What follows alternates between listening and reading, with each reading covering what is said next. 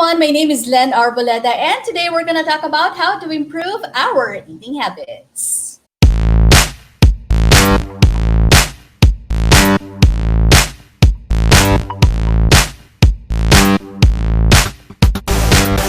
Welcome to Start with Five. In today's episode, we're going to put the spotlight on health, which is a topic that's always been important, but more so now that we're facing a pandemic. It's important for us to embrace healthier habits so that we can stay protected, and that includes eating right. Now, there are a lot of ways that we can improve our health habits, but let's start with five.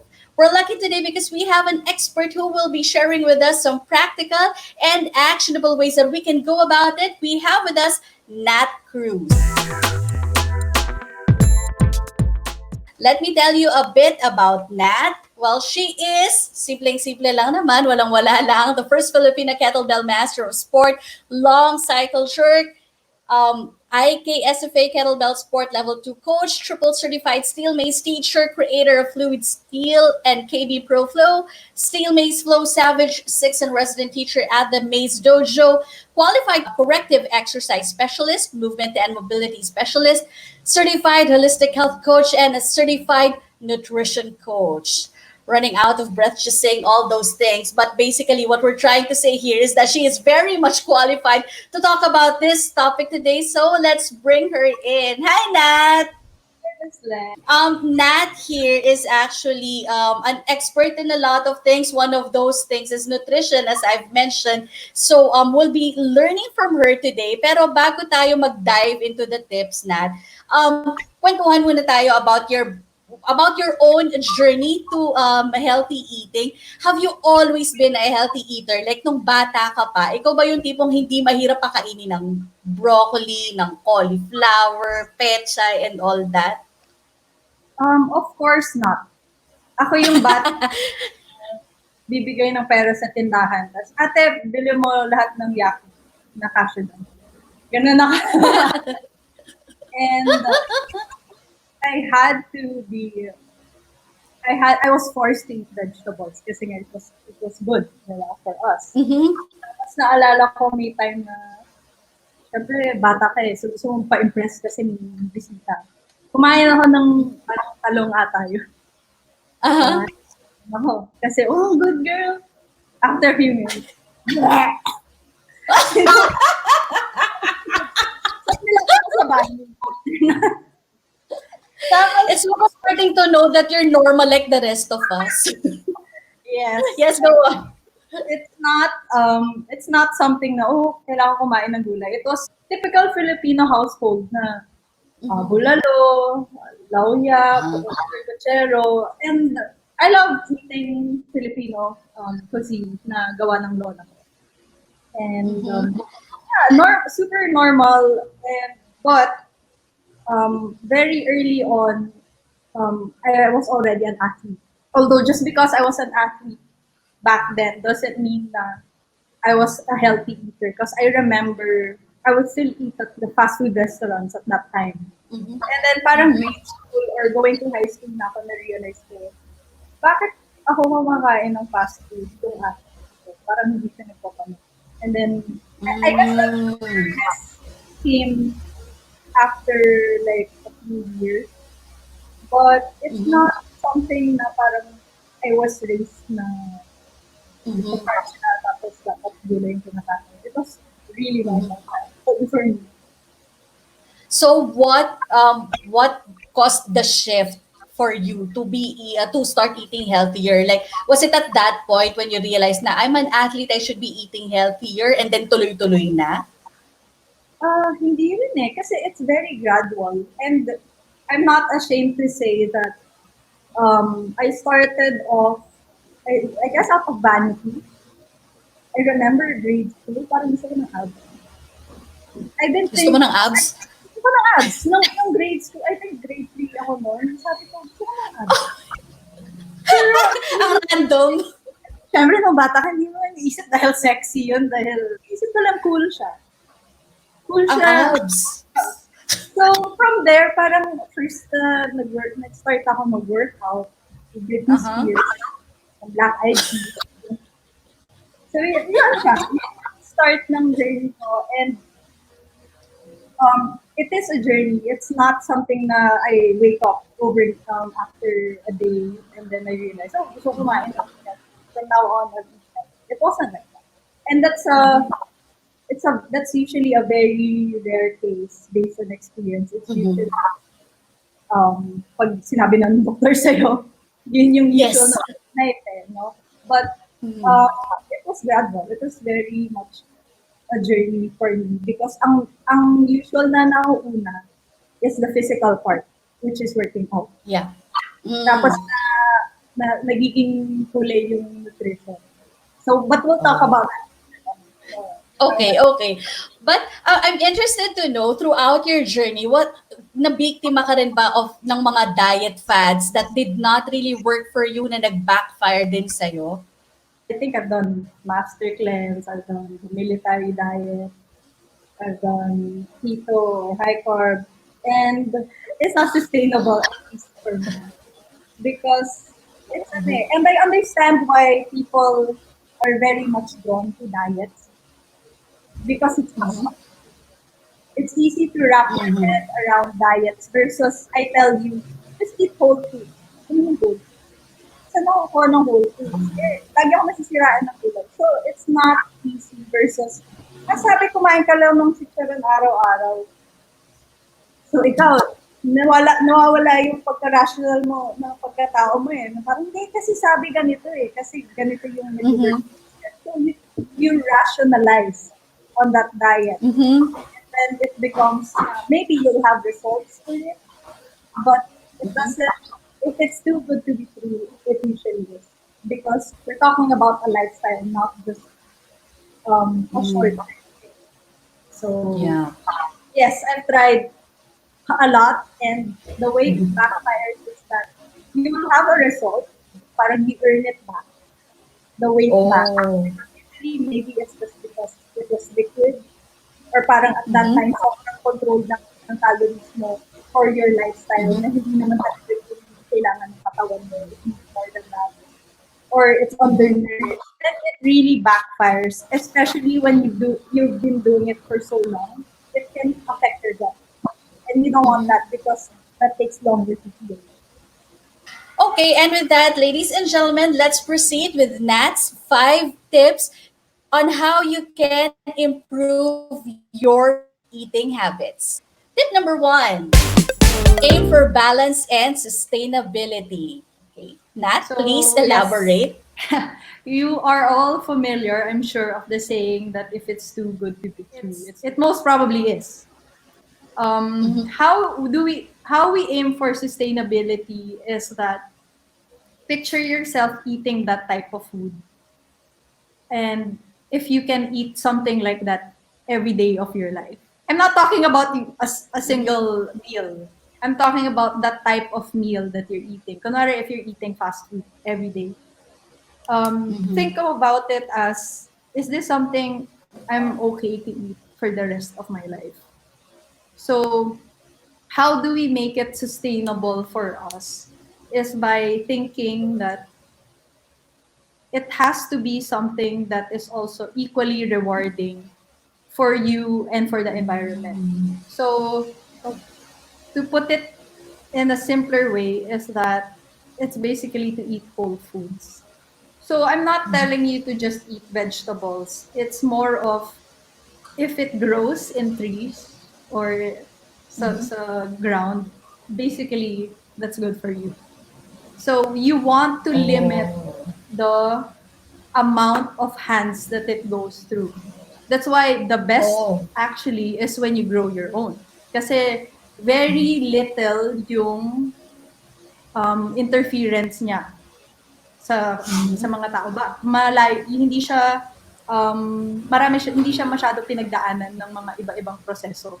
It's from farm to table. Parang ganun yung concept niya. So it's more of, is it sustainable for you? Is it sustainable for the planet? Yeah, so it's a lifestyle basically. Ikaw, what's your current diet? I am heavily plant-based, simply because it's lighter for me. I used to eat meat a lot before, but then when parang nung teenage years ko, medyo nabawasan yung red meat ko. Mm-hmm. Slowly because I realized that parang ayoko lang. And then eventually Mm-hmm. naging white meat na lang, and then eventually Mm-hmm. tinanggal ko na siya and I feel much better. Oh. So it's purely preference. Also, I'm quite a minimalist, so I like the simplicity of having a plant-based diet or plant-based Mm-hmm. lifestyle. You talked about eating meat then before. So, Mm-hmm. is it still it's still possible for us to be eating healthy even if we're eating meat? Kasi 'di Yeah, ba parang ang absolutely. ano is that, oh okay, great. That is Mm-mm, a relief absolutely. for me as a meat Yeah. eater. You just have to Okay. be more, I guess, more choosy with where you buy your meat Mm-hmm. because the reason why also I don't eat meat is because hindi ko na alam kung saan nanggagaling eh. Hindi ko na alam kung Ah. merong antibiotics siya or galing ba siya sa galing ba talaga siya sa farm or was it Mm-hmm. like a factory farm type. So the fact that I cannot anymore see the connection of my food, then that's Mm-hmm. already like a red flag for me that I'd rather just Oh. eliminate that whole process. Mm-hmm. So And that concern also that comes with it. Let's proceed with number two. Make peace with food. I was laughing the time that I yes. read this because when you say make peace with food, it insinuates that somebody or some people are at war with food. So, could you please tell us more about this? When I say that to make peace with food, it hits back to like that time that I remember I didn't have a good relationship with food because nga, I saw it as as protein, fat, and carbohydrates, which is Mm-hmm. not necessarily bad, but we have to understand, especially dito sa Pilipinas, that it's part of our culture. Minsan, di ba, nahiya tayo to say no because it's Yeah. part of our way of showing love. So you have to be ready to face moments like that, and it can sort of ruin relationships in a way, Mm-hmm. or I mean that doesn't necessarily mean that pag may nag-alok sa'yo, di mo, kakainin mo lahat. It just simply Uh-huh. means that to relax around food, you have to understand that there's this 80-20 principle, or parang kahit 70% of the time you eat healthy so that you are ready for days na you have to dine with your family, Ah. you have to Uh-huh. celebrate because what's the point of life if you can't celebrate with food as Mm-hmm. well, di Mm-hmm. ba? Because it's not just about food. It's not just about it nourishing you. It's part of our culture. So Mm-hmm. if you make peace with that, then you don't have to think of food na parang Mm-hmm. ayoko tataba ako dyan or parang hindi yan healthy. Because all tied Uh-huh. into the first tip, which is aim for sustainability, there's this tendency kasi that it's not so simple. Sometimes people would be like, eat the cleanest version of that food because the types of Mm-hmm. food is like a spectrum in terms of being healthy. Like super bad or super clean. Sometimes people just Mm-hmm. go to the super clean pag alam na nila. Like, maybe you Mm-hmm. got oats level or parang ikaw na yung nagagawa ng almond milk mo. Is that something that Hinuhukay. you can sustain? Right? Is Uh-huh. that something that you can sustain? Especially kung lagi kang bumibili sa healthy options. Masusustain mo ba yung ganong type of lifestyle just so you can say na everyday clean yung kinakain ko? It doesn't have to be Mm-hmm. extremes. You have to be relaxed around food. That's why you find the balance as well as accept that it's not just about nutrition but also a cultural thing. I love that concept. Ngayon ko lang narinig yung ganong klase ng ano, parang attitude towards food na you have to forgive yourself for the times na kailangan mo to because you're bonding with your family. Ang bakit nga din naman kasi like if you're gonna be yung KJ sa pamilya na everybody is enjoying Yes. and having fun, parang Oo. ikaw, parang na. Oh, that's Di really ba? So, nice actually. I hope I get to imbibe that thinking also. Awesome. Pero ikaw, Nat, if you feel like, giving yourself a treat, do you still go back to bad food, or ano yung way mo to treat yourself when it Mhm. comes to food? For me, there's no such thing as bad food na for me Oh. because if you think about it, if let's say I want dessert, I can order like a vegan cake or have a nut bar.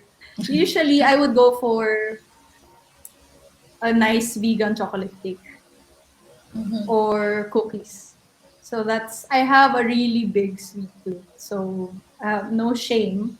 That's why I want to eat 70 to 80% good Mm-hmm. all the time so that I have room for dessert because I love dessert. So Mm-hmm. bakit ako magno-no sa dessert when Uh-huh. I love it, right? If I can Yeah. sustain my lifestyle, if I work out regularly, if I eat 80%, 70% healthy, and Mm-hmm. sometimes that fluctuates, and then that's fine because that's food Mm-hmm. and that's Parang ngayon ko happiness. lang, So, yes, it is.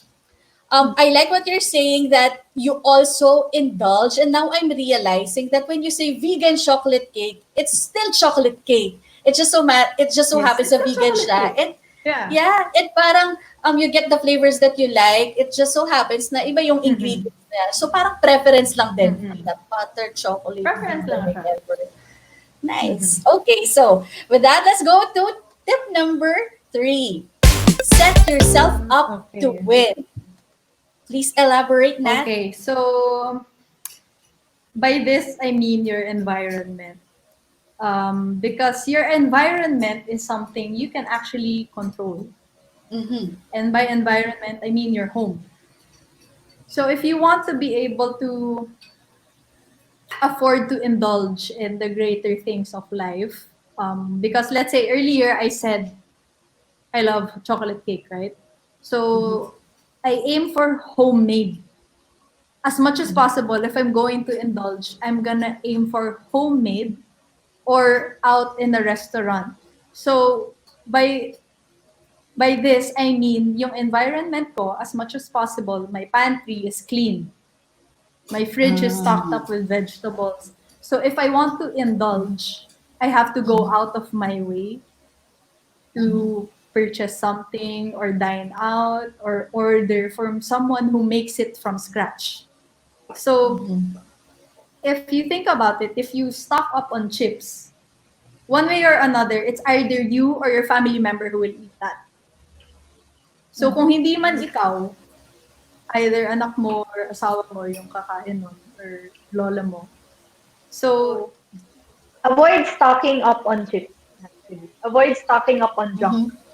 If you're going to indulge, I suggest go for either ikaw nag-bake or someone made it from scratch.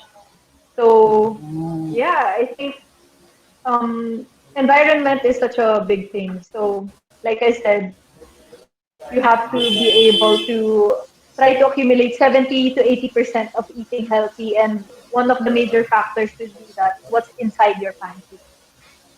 So Mm-hmm. if you're going to stock up on yung mga, let's say, canned goods, don't stock up too Mm-hmm. much to the point na yun na lang yung kakainin nyo. It has to be the Mm-hmm. right amount of stock up na parang for emergencies talaga. But avoid Yeah. yung mga Mm-hmm. stocking up on yung mga dry goods na not necessarily nutrient Mm-hmm. dense. What about you? Mm-hmm. When you go grocery shopping, what are the usual items in your Mm-mm. cart? Super love ko yung king oyster mushroom. Yun yung parang equivalent ng steak ko. So, different types of mushrooms.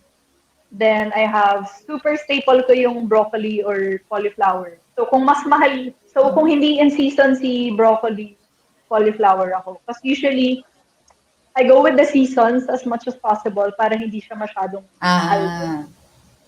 So, Mm-hmm. kangkong, alugbati, romaine lettuce, and it's Mm-hmm. usually and tofu, beans, rice.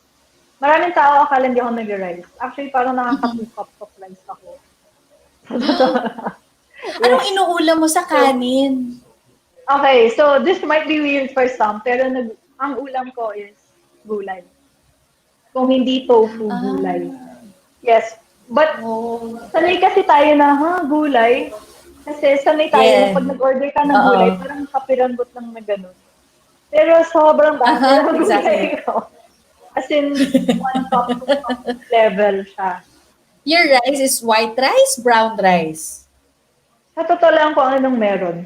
But usually, we Oh. shop for brown, red rice or adlay because adlay, mataas Mm-hmm. siya sa protein. So, medyo mas Mm-hmm. nakakabusog siya. Pero kung white rice lang yung available or kunwari, wala kaming rice, gutom na ako, hindi na ako makapaghintay na magluto ng rice. Bibili lang ako sa baba ng white rice. So, like I Ah. said, it has to be sustainable for you. Kung ano yung meron, you Mm-hmm. have to respect that. Kasi ayaw mo Mm-hmm. naman maghanap ng blueberries, mulberries na magkano. Tapos, diba? Uh-huh. Oo I nga. mean, you know So what I mean? expensive. Oo. It doesn't have to But be expensive. you cook. You cook your own meals din, syempre. Yes. Pero mostly my partner. Ang kaya ko Okay. i-cook yung peppered tofu. So, Yung luto mo parang kang naghuhukay na. Parang, yun lang yung scenario. parang But hindi usually, shansi yung hawak. it's super Mm. simple because either stir-fried vegetables Mm-hmm. or tofu, tapos magluto ka lang ng kanin. I guess it's going to be more complicated kung ang hanap mo is yung tipong luto ng lola mo style. Yung maraming secret ingredients Oo. na magic na Correct. parang, lagyan mo ng ganito. Hindi pa ako ganun level, sorry. All right, so let's go to tip number 4. Do not Yes. rely on motivation and discipline alone. This is also interesting for me to read kasi 'di ba Mm-hmm. usually yun yung tip pagka when somebody's trying to go on a diet, dapat Mm-hmm. lang disiplinado ka, dapat lang motivated ka. Mm-hmm. And now apparently it's not all that. So what else should be in the mix? Mm-hmm. So, in relation to setting up your environment, that's also one way to avoid just relying on motivation and discipline. Kasi that runs out. Also, discipline and motivation is also very chemical. So, kung hindi ka, let's say, kung gutom ka, Mhm. hindi na siya rational for your brain to like keep pushing Ah. for it na parang hindi siya rational for you to stay on that track. It has to be that it's coming from a place of love. It has to be that you're setting up your environment. So it will come along the way because discipline comes it's practice. It takes practice for you to think na to identify na naantok ka ba or tinatamad ka. Ah. So pero that takes practice. So if you're starting out, it's not something you can easily rely on kasi hindi pa siya na-practice. So it Mhm. has to be Mhm. that you set up your environment first, you learn what you can online or ask someone who can help you to Mhm. make you take a full grasp of the situation that you're in because our bodies are very individualized yung kailangan nating kainin. So what worked for Mhm. somebody might not work for you. Yeah. So we have Mhm. to understand that kontrolin natin yung factors aside from just your motivation and discipline. I mean, it comes in handy, but it's not Mhm. everything. Yeah. Mhm. I love that. Okay, let's proceed with number 5. Don't be afraid Yes. to ask for help. Okay, first, what kind of help are we talking about here and who should we ask for help from? So you can ask either if you know a nutritionist or if you know a doctor or a nutrition coach or if you kung medyo tipid, you can check Google but look for credible sources. So pwedeng Yes. either yung mga PubMed papers, although syempre not everyone has the time to like interpret that. So it's really Mhm. better that you ask someone even a coach. A coach can point you out to, usually coaches have a referral network. So if you ask someone from the health professional, they usually have someone who can help you in terms of your needs because not all nutrition coaches can accept you because sometimes maybe you're aiming for weight loss. Some nutrition coaches prefer weight loss, some don't. So parang Oh, meron pa okay. siyang kanya-kanyang specializations and Uh-huh. preferences or that work to their advantage. So you have to be able to look around first or ask around if you want that specific help. I think my question Mm-mm. related to that would be because there are coaches who can help, but then not everybody would have access to that. Would you say that like trying to create a habit of healthy eating can be expensive, like in terms of the Mhm. resource persons, in terms of the ingredients that you buy? Is it an expensive lifestyle? It's definitely not an expensive lifestyle as people would think it would be. Kasi ito lang yung answer dyan. Pumunta ka sa palengke. Nandun lahat ng kailangan mo. And I think it's because it's been highly commercialized na kailangan may protein shake ka. Kailangan may ganito kang Ah. supplement. But that is already what I classify as a level 2 client. Because pag may clients kasi, I classify them in different levels. And my aim is to put them at level 1, which is yung medyo may adherence na sa program, meron ng konting autonomy. But a lot of people are not on level 1, sadly. It's always that food comes first versus you taking supplements or vitamin supplements, protein shakes. Second na yun kasi that's usually for deficiency. So kung hindi, Oh, okay. usually sa food mo siya kayang kunin. Pag healthy ka na kumain generally, that's when you can supplement. If you think na there are symptoms na kulang ka sa vitamin B12 or kulang ka sa vitamin E, that's when and that's Ah. where you also need to consult a professional para hindi ka na self medicate. So yeah, I love it's that clarif simple. Palengke I love is that the answer. clarification. Yeah, exactly. Because when you say healthy eating, di ba, tama ka eh, nagkaroon ng ganong parang concept or impression on healthy Mm-mm. eating. Kasi nga, we always related to those Mm-mm. supplements, to those protein shakes, na, ay, Mm-mm. kailangan may blender ako. Ay, wala akong blender, so hindi ko Mm-mm. kayang mag-eat healthy. Hindi pala necessarily ganon. Yes, it's not necessary. Kasi kung tutuusin, magkano French beans, 'di ba, sa palengke? Or magkano yung cabbage sa palengke? Bakit kaya nagtataka kung sabi nila mahal? But then I guess it's because of the good to have stuff is Yeah. the one that's being flashed on media na parang, de, kailangan mo to para maging healthy ka. But it's really not. I mean, the Filipino diet could be healthy. If you're eating rice with your pochero or bulalo, that's normal kasi kinalakihan na natin yun eh. Ang nagkakatulad lang dyan, syempre, yung kung naglaleche flan ka sa Uh-huh. dulo for like 3-4 times a day. Pero kung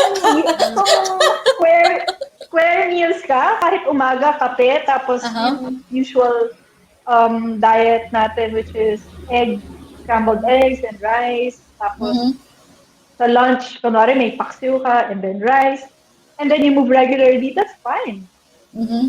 I think, yun nga lang, nagiging extreme lang yung mga tao in terms of their habits. It's either super unhealthy or super healthy, Ah. tapos magde-decline Yeah. sila kasi na-realize nila, ano ba to, sobrang mahal naman maging healthy. Eh, paano kasi lagi kang bumibili ng healthy options na, I mean, these are good to have. But it's not necessarily something that you need to have a healthy lifestyle. You can upgrade pag medyo may konting cash ka, you wanna try, let's say you wanna try mock meat, kasi mahal yung mga, mahal yung mga mock Yeah. meat. Oo, oo. And they're True. still processed. Okay. Like, it's not 100% good rin naman pala. Yeah, I mean, it's a good substitute for me kung hinahanap mo yung lasa na yun. But then, Uh-huh. nothing beats whole foods, which is yung grown from the ground. Anything that Mother Nature gave us, it's actually enough. If you're gonna eat an apple, eat it na may balat. Siyempre mo lang kainin yung buto. Pero not in a juice form, right? That's basically it. We are provided for by Mother Nature. Everything that we need, we actually have. Everything we need is in the palengke. So I love it. Nat Cruz, the palengke endorser. palengke is the key. Yes. Okay, Nat, I think my final question would be, could you describe for us your perfect meal in a day? Like breakfast, lunch, dinner, and maybe a snack. What would be in your menu of a perfect meal? Okay, so breakfast for me, usually I don't eat breakfast, but I have coffee with a splash of soy milk. So that's coffee with a splash of soy milk. That's for breakfast. For lunch, it's going to be rice with tofu and broccoli. That's masaya na ako doon. And then dinner would be rice and then 1 cup, 2 cups of kangkong and mushroom. And then minsan pag manonood akong TV tapos gusto ko ng dessert, I can order out yung sticky mango rice. Yun. Uh-huh. Yun yung... So, you can Oh. basically have dessert every day if it's like once after a meal. So, and that's healthy. That's healthy at least for me because balanced out siya to what I'm eating, how I'm working out. And yeah. All right. That's, Thank you so that's much, my Nat. meal. First, let's do a recap of all those tips. Yes. 5 ways to improve your eating habits. Aim for balance and sustainability. Make peace with food. Set yourself up to win. Do not rely on motivation and discipline alone. And finally, don't be afraid to ask for help. Thank you so much, Nat, for sharing Thank you your so much time for and your having tips with me. us. Such a pleasure to have you, and I like na, okay, very realistic and very actionable to mga tips na to. And now for those who would like to follow you on social media, where can they find you? You can find me on Instagram at the Nat Cruz. I also have a website for my steel mace or my coaching, which is whitemaceartist.com. There you go, ladies and gentlemen. 5 tips for us to remember as we strive to pursue a healthier lifestyle. It will probably not be easy, especially when you're so not used to, being mindful, diba, about what you eat. But of course, little by little, like Nat said, it's a journey. Soon enough, we will get there little by little. Let's start with 5. Thank you so much, Nat, and thank you so much, everyone, for staying with us today.